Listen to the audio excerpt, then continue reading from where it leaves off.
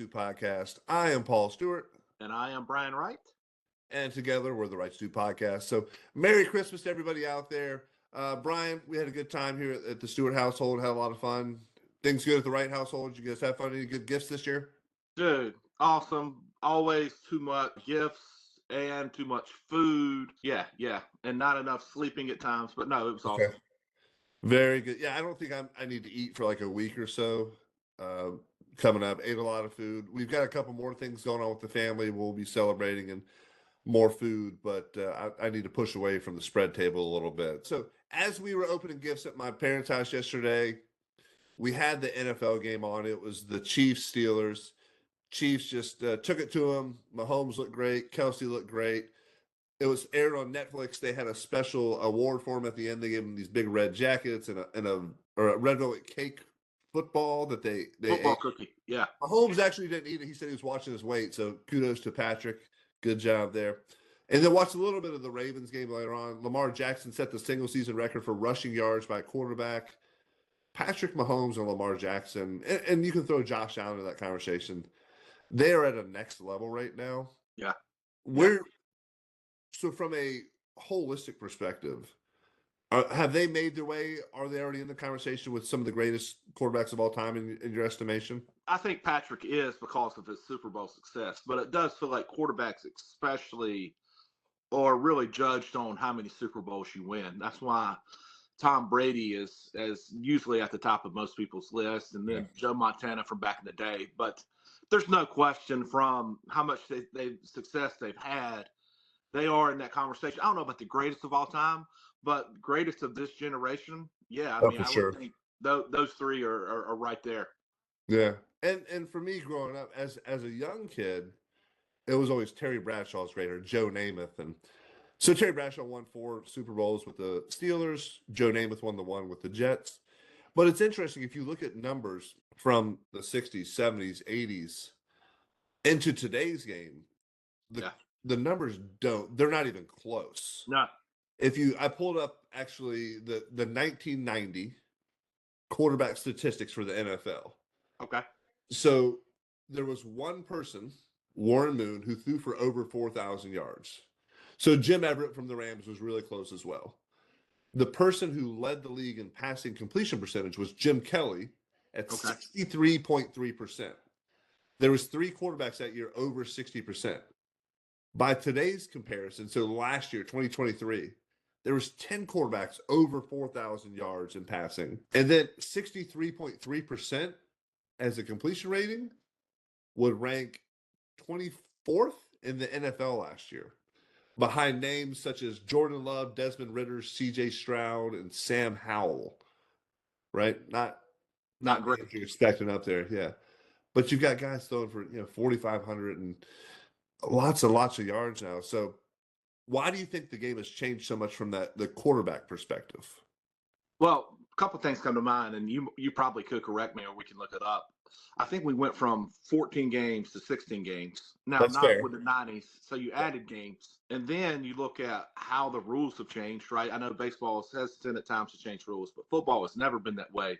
I mean, back in the day, if you threw 35 times and your quarterback didn't end with a concussion, or he didn't have that glazed look come off, the defense hadn't done their job.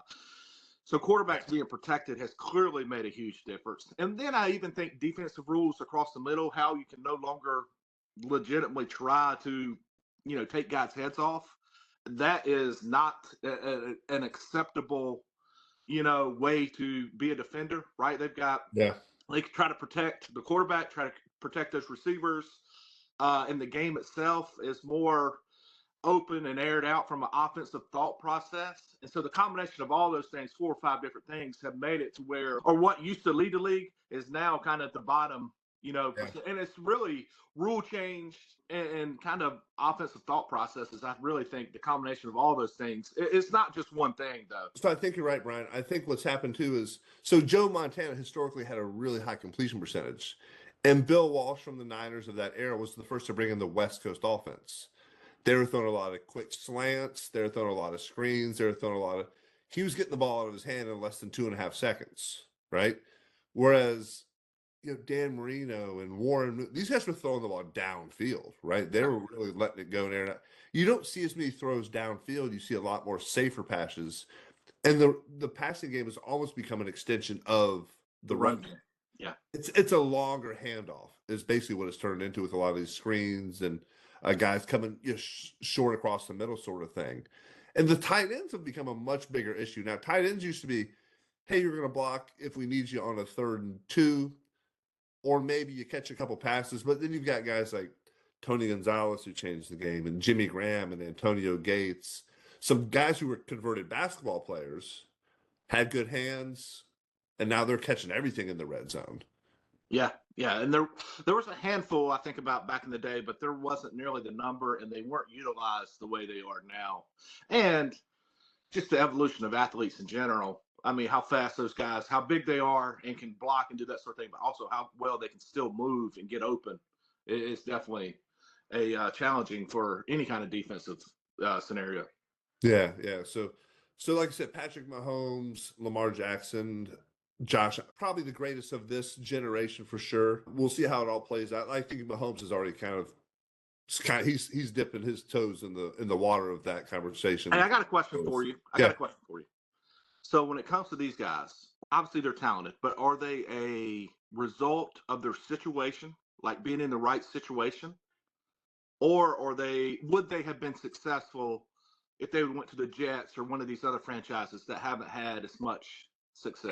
I think Josh Allen and Lamar Jackson are similar quarterbacks, right? They have the ability to run big, strong, fast. I think their game clearly you need people on the outside. I mean, Lamar Jackson has Derrick Henry, who the Titans thought was But watching. he hasn't always. But Yeah. he's been an MVP. I think those two would be transformative on any team they went to.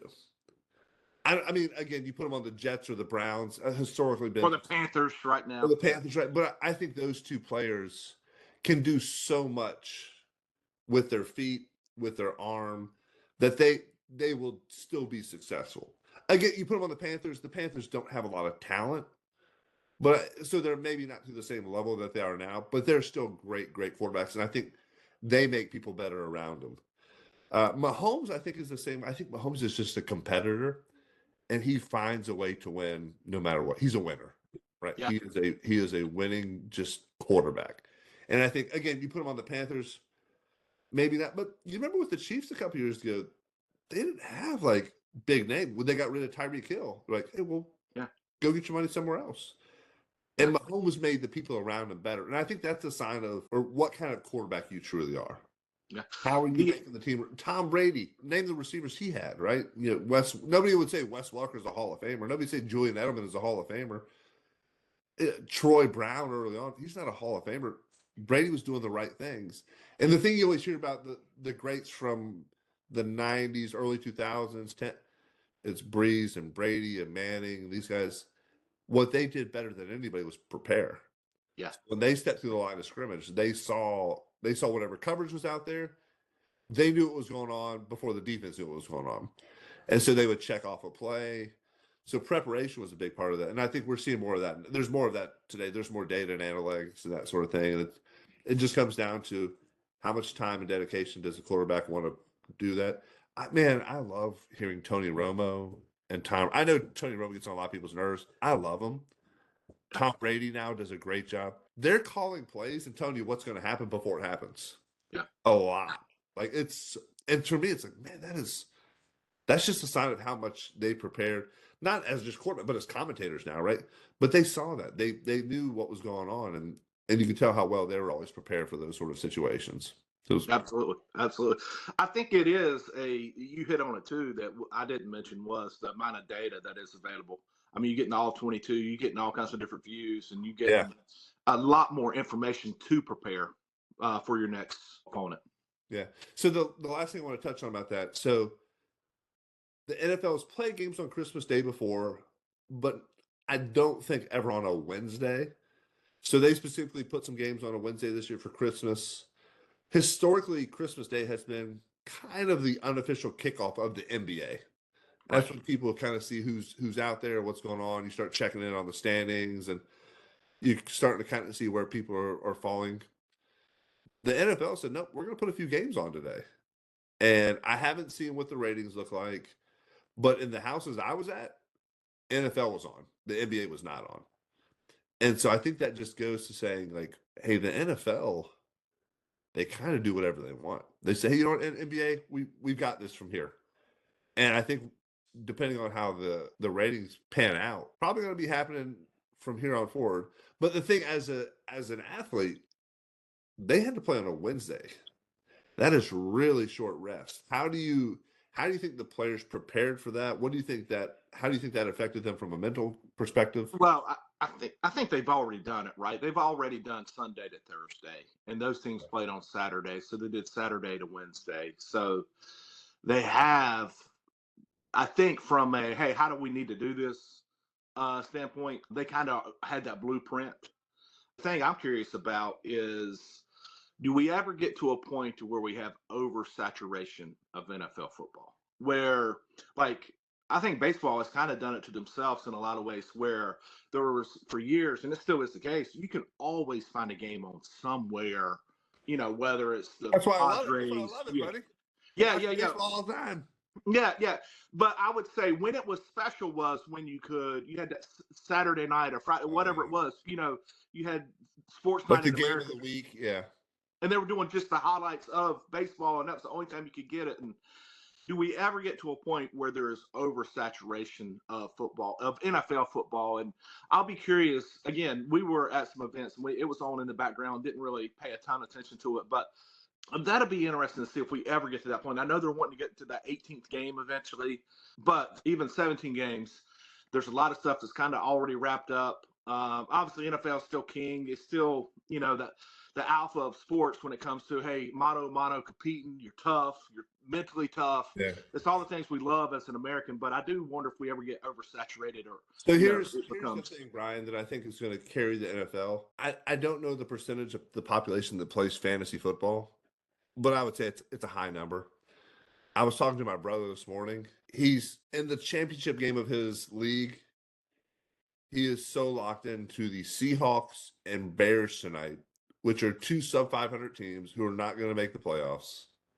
Yeah. But that game matters to him because of fantasy football, I think, has really changed the way people watch the NFL as well. And if you talk to NFL players, a lot of them play, but a lot of them also hate it because you've got people yelling at him about, hey, you cost me the fantasy game, or you cost me this. And he's like, I'm just out here trying to win a ball game. I don't care about you.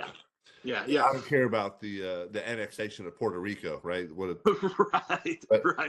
Yeah, I think that has changed, and I think there's a lot of. I'm kind of surprised that players can play. I mean, because there's usually some type of monetary, something on. So I'm surprised that people openly admit to it. But no, there's no question. I think even when I'm in like some type of betting situation, I'm betting like touchdown scores. I find myself just looking at the app because it updates quicker than you would see it on TV. But it'll be interesting to see if the numbers continue to just dominate all other sports. And don't be wrong, I love it. It's a very entertaining game to watch, football in itself. I think the NFL does a really good job of kind of building their stars, especially on their really good teams, and rightfully so, and kind of their backstory, and you find yourself liking those players a lot of times. Will we ever get to a point where it's like, dude, I've watched 17 games in a row of NFL. I don't know, man. I don't think so. It's been going strong for quite a while. And I think you're right. They do highlight their stars. But when something happens, so domestic violence, right, in the NFL was a big deal and an issue they cleaned up really well. But when that happens, we talk about it for a day. Kareem Hunt had an issue with domestic violence when he was on the Browns. And we talked about it for a day. We, the collective sports world. But then the next conversation was like, how are the Browns going to move forward without him? It wasn't, they didn't sweep it under the rug, but they turned the conversation. And I don't know if it's the NFL, media machine doing that, or if teams put that stuff out there, but the conversation wasn't about him. Whereas I feel like in baseball, we're still talking about Barry Bonds and Sammy Sosa and steroids. Yeah. Right. And our boy, Trevor Bauer. Yeah, who's been cleared of everything, and he still can't get on the team. Yeah. We're still talking about like this, that he's essentially blackballed, it feels like, from baseball. Hey, 100%. If you're an MLB team listening, go get Trevor Bauer. Why wouldn't you at least throw him a plane ticket and let him see him in the spring training and see if he's Put him still in got it? camp. He's going to help your team as a fifth starter. I promise you that, right? I know that to be true. And he'll play for like the minimum. So go, Trevor Bauer. We think you're great. We'd love to see There's no question you should be in the league somewhere. And especially after it all got cleared, because when it first came out and the headlines were being driven by kind of the normal media, and you thought, dang, if he did this, there does need to be some consequences. Yeah. But as the information's come out and he's been cleared, it's like, well, there's not really any reason he shouldn't be if he's still capable of being in the league. Whereas football, guys can kind of get in trouble and do some stuff. And we talked about the other day, Michael Vick. Yes. Coaching he's not in the NFL, but he's coaching a college team now. Well, he was back on the broadcast. He was back on the NFL broadcast, which I'm sure you have to get some type of approvals from the NFL who you can allow to talk about it. So, And so it's we can't forgive stuff that in baseball, you can't forgive anything that's been cleared, any kind of controversy. From like the Black Sox from the 1900s, right? Like we're still like screw shooters. Yeah, hey, did Shoeless Joe really throw that game? He had 2 hits in that game. And it's like, did he throw the game? He hit 4 home runs. I don't know. Right, who cares? Yeah. So again, NFL, maybe their marketing is just better than other leagues, right? And they've got a lot of dollars behind it. So it's a good job to the NFL. But all right, so we'll continue to have those conversations about what the GOAT looks like. We don't want to dive into that because there's a lot of variables to go into it. So we'll have that conversation one day. But thanks for listening. We appreciate it. Go out there and enjoy all those bowl games coming up, and we'll talk to you soon. Hey, we got long form tomorrow. Out. Go Pack.